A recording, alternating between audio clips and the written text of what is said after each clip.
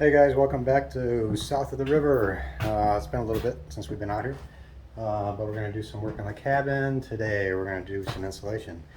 I got 6 rolls. That's just R13. I wanted to get 19, but they had R13 on sale, and it's a face bat insulation, and that's what we're going to use for the walls and the ceiling. So you can see all my insulation here. That's what's going into the walls. I didn't get the entire ceiling with the vapor barrier up there. Vapor barrier up there. Sorry, but I did get pretty much every bay done except for these two last 2-foot sections here. I got 4 sections left to do. So that's the ceiling's probably I'm gonna do that another day, and once I get another small roll of this Tyvek. Or whatever you want to call it. And like I said in the last video, I'm not using that as a vapor barrier. I'm using that as a wind deflector. So when I put my insulation up here, my insulation isn't butted directly up against the steel of the ceiling. So that Tyvek is going to give me about a 2-inch, well, 1.5 inches. It's right up against the 2x4s for my purlins, and that's right up against there. And it stretches in between my main trusses, so those are 4 foot apart, and it goes underneath those 2x4s. So it goes from my main truss over to my other main truss, and it's stapled in there, and that's going to keep my insulation from coming in contact with my steel. That way when I have airflow coming in from the eaves, it has that 1.5 inches, or even on the rib side almost 2.5 inches, for the airflow to come all the way up and go up to my ridge vent and out. We're ready to go. We could do everything except for these last 4 bays on the ceiling. But that's it. So we got some insulation. I might be 1 roll short, so we might have to go 1 more roll of insulation to finish it up, but we could do all the walls and part of the ceiling. And so let's do that. Let's hang some insulation and get some work done. Here we go.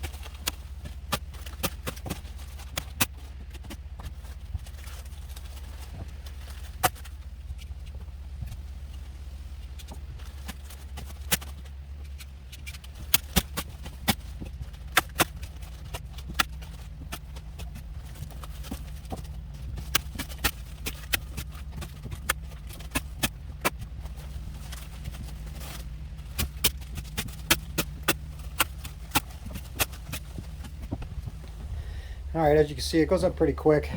What I did was I measured off the wall here. I have 7'2" from my bottom plate to the inside of my top plate. And I measured down on the floor and I put 2 marks. One right there and one right there. So I could run my insulation all the way up, butt it up to that bottom plate, roll it out, lay a 2x4 across my my 2 marks here. From here over to here, just lay the 2x4 on top of the insulation, make 1 cut, and then I could cut an entire roll, or I could cut all the rolls as far as how much insulation I need for the walls, and they're all going to be the same.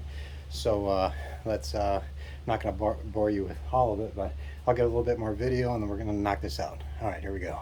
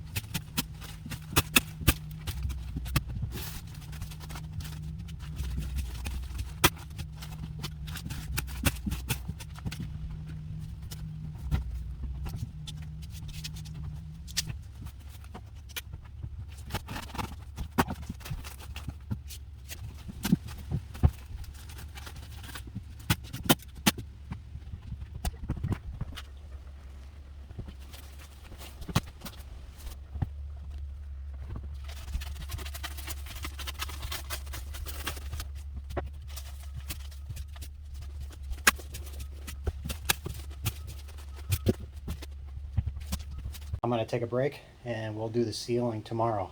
When you're doing insulation, you should always wear a mask. I got the windows open for some breathability, but you should always wear a mask. It's hot. You should wear safety glasses, and you should wear a long sleeve shirt. I don't have safety glasses or a long sleeve shirt. I didn't bring them out here. So I got a little bit of itch going on my arms. But definitely a respirator. You don't want to be breathing that stuff in. So, but yeah, a good way to get insulation off you, take a cold shower. Don't take a hot shower. If you take a hot shower, it's going to open your pores on your arms or your legs or whatever you have open. It's going to open your pores and it's going to let that insulation drive further into your skin. So take a cold shower, and that's going to get the insulation off. That's going to keep your pores closed. So that's what I'm going to do. I'm going to finish up those couple spots off camera. I'm going to go take a shower. I'm done for the day, and then we'll pick up tomorrow. All right, so until tomorrow.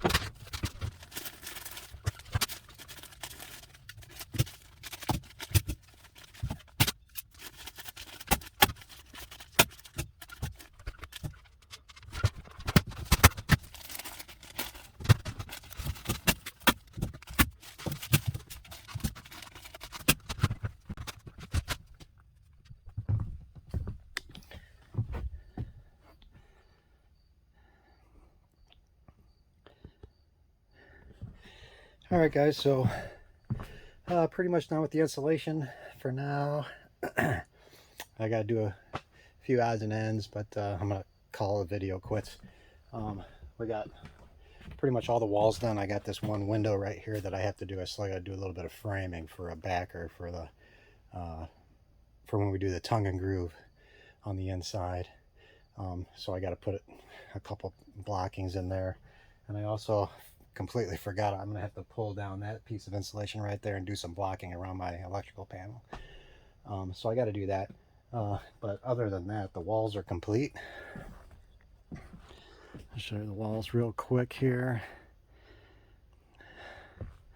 It came out pretty good, pretty good. And I got the ceiling done. Now you can see how the ceiling is going to look. It's going to come up kind of like a barn style. It's going to be flat and then angled on the sides. So that came out pretty good. I like that. I got a couple spots, like one on the end and this one on this end over here, and then where my light is, because I doubled up those collar ties on both ends and in the middle. So my spacing, basically I lost a 2x4 width, or I gained a 2x4 width when I did the insulation, so that's why it's bunched up like that. But it came out pretty good. So yeah, that's how that's gonna go. I decided right here I'm gonna put a vent inside the cabin. I'm gonna put one here, and I'm also gonna put one right there. So I got to do some blocking here, cut my hole, put the vents in there. But yeah, other than that, installation is done. I'm gonna stop the video. So yeah, hope you guys like the video. Keep watching for the next one to come out. Next one will be, I'm not going to film any more installation. I'm just going to get that done.